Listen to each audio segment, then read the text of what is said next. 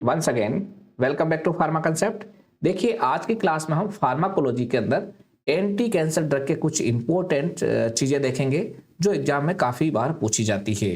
अगर आप pharmacist exam, state pharmacist exam, railway pharmacist exam, AIIMS pharmacist exam, drug inspector exam, GPAT exam, इनमें से किसी भी एग्जाम की तैयारी कर रहे हैं तो आज ही फार्मा कंसेप्ट ऐप को डाउनलोड कर लीजिएगा और वहां पे हमारी live classes, recorded classes, test series वे इंपॉर्टेंट ई नोट्स के द्वारा अपनी तैयारी को और भी बेहतर बना सकते हैं आप वहां पे डाउनलोड करके। तो चलिए शुरू करते हैं आज की टॉपिक, जिसमें हम पढ़ने वाले हैं कुछ ऐसे क्वेश्चंस जिनके बारे में डिस्कस करेंगे जो एग्जाम में कई बार पूछे जाते हैं। तो सबसे पहली चीज हम यहाँ पे देखेंगे कुछ ड्रग्स की मैकेनिज्म के बारे में, जहां से क्वेश्चन पुटअप होते हैं। तो आज का जो पहला पॉइंट हम डिस्कस करने वाले हैं वो करने वाले हैं एल्काइलेटिंग एजेंट का मैकेनिज्म ऑफ एक्शन और बारे में। देखिए, एल्काइलेटिंग एजेंट जो आपके होते हैं एंटी कैंसर एजेंट होते हैं, ये जनरली क्या करते हैं, एल्काइलेशन करते हैं। एल्काइलेशन कहाँ पे करेंगे, सेल्स के अंदर। देखिए, कैंसर सेल्स कौन सी होती है, कैंसर सेल्स की बात करूं तो कैंसर सेल वो सेल्स होती है जो कि फास्टली डिवाइडिंग सेल्स है। क्या है, फास्टली डिवाइडिंग सेल्स। उनको हम कहते हैं uncontrolled growth of cells is called cancer. और एंटी कैंसर ड्रग क्या करती है, उन अनकंट्रोल्ड ग्रोथ होती है जो सेल्स की, उनको रोकती है। यानी जो भी फास्टली डिवाइडिंग सेल्स है उनकी ग्रोथ को रोकती है और उनको रोकने का अलग अलग मैकेनिज्म है। तो हम जान लेते हैं कौन कौन सी मैकेनिज्म से कौन सी ड्रग का कार्य करती है। सबसे पहले बात करें एल्काइलेटिंग एजेंट की, तो ये एल्काइलेशन करती है। These exert cytotoxic action by covalent binding to nucleophilic group of cell constituent। यानी जो भी आपका सेल का कंस्टिट्यूएंट है, जैसे कि कुछ बात करें हम न्यूक्लियोसाइड्स की, जिसमें होते हैं एडेनिन, गुआनिन, थायमिन और साइटोसिन। इसमें देखिए ये प्यूरिन एनालॉग होते हैं और नीचे वाले होते हैं पिरिमिडिन एनालॉग। तो जो एल्काइलेटिंग एजेंट है वो पर्टिकुलरली क्या करते हैं, गुआनिन पे वर्क करते हैं। गुआनिन के साथ में जाके अपना इलेक्ट्रोफाइल इसके साथ में अटैच कर देते हैं। गुआनिन के पास में जो न्यूक्लियोफाइल होता है उस न्यूक्लियोफाइल पे इलेक्ट्रोफाइल आके जुड़ जाता है और वो कौन सा इलेक्ट्रोफाइल जुड़ता है, आर ग्रुप, यानी कि एल्काइल ग्रुप। एल्काइलेटिंग एजेंट है इसीलिए इसको हम आर ग्रुप जुड़ता है, इसीलिए इसको हम एल्काइलेटिंग एजेंट कहते हैं। ये आर ग्रुप देखिए CH3 भी हो सकता है जिसे अपन मिथाइल ग्रुप कहते हैं, C2H5 भी हो सकता है जिसे हम इथाइल ग्रुप कहते हैं, या फिर और भी कोई इलेक्ट्रोफाइल हो सकता है। अब ये कहाँ पे जुड़ेगा, ड्रग सबसे पहले जैसे मैक्लोरेथामिन की बात करें तो यहाँ पे ड्रग इंटरमीडिएट बना रही है, उसके बाद में एल्काइलेशन कर रही है N7 position of guanine residue. देखिए यहाँ से क्वेश्चन पुटअप होता है कि किस जगह पर जाके आपका इलेक्ट्रोफाइल बाइंड हो रहा है।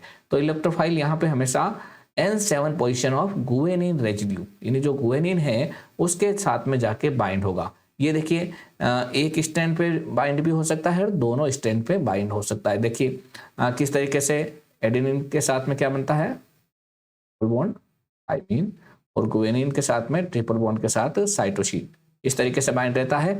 तो देखिए ये इस वाली स्टैंड पे भी बाइंड हो सकता है या फिर दोनों पे बाइंड हो सकता है।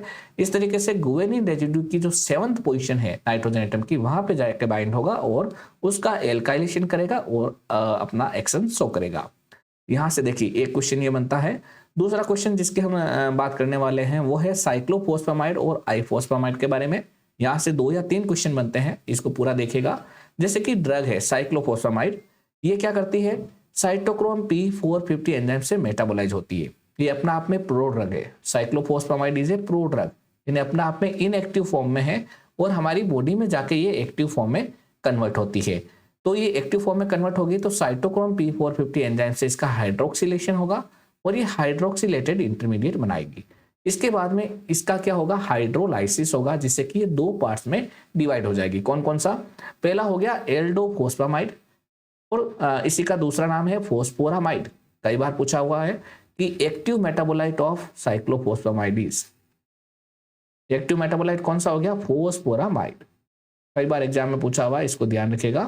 फॉस्फोरामाइड is active metabolite of cyclophosphamide और यही आपके डीएनए सिंथेसिस को इनहिबिट करता है। तो यहां से क्वेश्चन पुटअप होता है। दूसरा, एल्डोफॉस्फेमाइड के साथ में एक सब्सटेंस और बनता है जिसको हम बोलते हैं एक्रोलिन।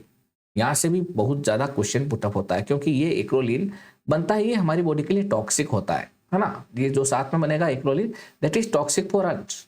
ये फाइब्रोसिस ऑफ लीवर करता है, हमारी लीवर के अंदर फाइब्रोसिस कर देता है, जिसको हम हेमरेजिक सिस्टाइटिस भी कहते हैं। ये इसका एक प्रकार का एडवर्स इफेक्ट है किसका, साइक्लोफॉस्फेमाइड का, क्योंकि इसका जो एक प्रोडक्ट है एक्रोलीन, ये हमारे बॉडी के अंदर लीवर का फाइब्रोसिस करता है, फाइब्रोसिस ऑफ लीवर करता है।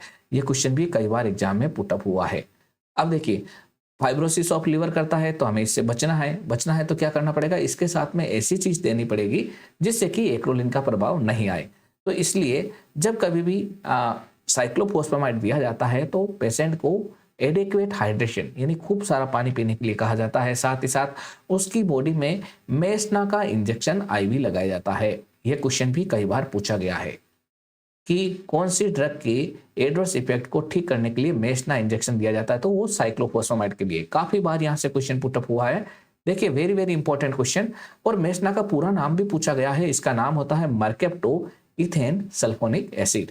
तो यहाँ से भी क्वेश्चन पूछा गया है। तो इन दोनों चीजों को ध्यान रखिएगा। इस आज के वीडियो में लगभग आपको 3 से 4 इंपॉर्टेंट क्वेश्चंस मिल रहे हैं जो कंपटीशन एग्जाम में कई बार पूछे जा चुके हैं, तो इनको आप अच्छे से देख लीजिएगा। साथ ही वीडियो के डिस्क्रिप्शन में एक फार्मा कंसेप्ट व्हाट्सएप चैनल का लिंक दे रखा है, तो उसको भी आप जरूर जाके ज्वाइन कीजिएगा, जिससे कि आपको फार्मा रिगार्डिंग या फिर जीपेड रिगार्डिंग, फार्मासिस्ट रिगार्डिंग जो भी अपडेट है वो आपको मिल सके। इसके अलावा देखिए, आईफोस्फामाइड की बात करें तो इसको अगर हम हाई डोज में देते हैं तो ये नेफ्रोटॉक्सिसिटी करता है ड्यू टू इट्स मेटाबोलाइट क्लोरोएसिटैल्डिहाइड। क्लोरोएसिटैल्डिहाइड के कारण ये नेफ्रोटॉक्सिसिटी करता है, ये भी कई बार पूछा जा चुका है। तो देखिए, यहाँ से N7 पोजीशन वाला क्वेश्चन, एक्टिव मेटाबोलाइट वाला क्वेश्चन, साइक्लोफॉस्फेमाइड एक प्रकार की प्रोड्रग है, इसका क्वेश्चन, एक्रोलिन का क्वेश्चन, फाइब्रोसिस ऑफ लीवर का क्वेश्चन, मेसना का क्वेश्चन कई बार एग्जाम में पूछा जा चुका है, तो इनको आप अच्छे से देखिएगा। साथ ही अगर आप वास्तव में अच्छे से तैयारी करना चाहते हैं तो फार्मा कंसेप्ट ऐप को गूगल प्ले स्टोर से जरूर डाउनलोड कीजिएगा।